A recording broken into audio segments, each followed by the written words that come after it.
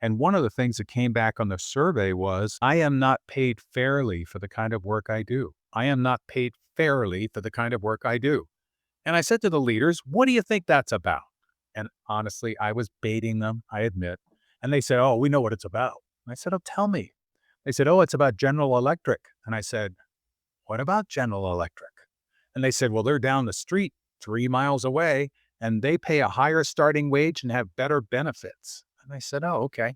I said, I'll tell you what, why don't we do some small group meetings with your employees? Yes, it takes time. Let's meet in groups of 5 or 6 and ask people, what do they think people were thinking about when they answered the question the way they did? That's different than what did you say, right? So what they found out was the overtime schedules for the weekend were being announced on Thursdays. And employees said, I made a commitment to my kids' ball game.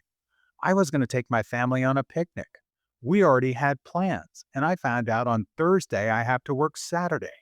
You can't pay me enough to do that. So unfair pay was not about starting wage, was not about wages at all.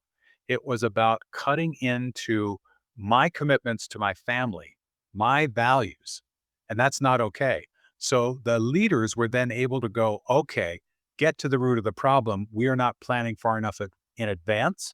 And they changed that. So today they announce the overtime schedules at least 10 days in advance. So employees can make a plan for their life.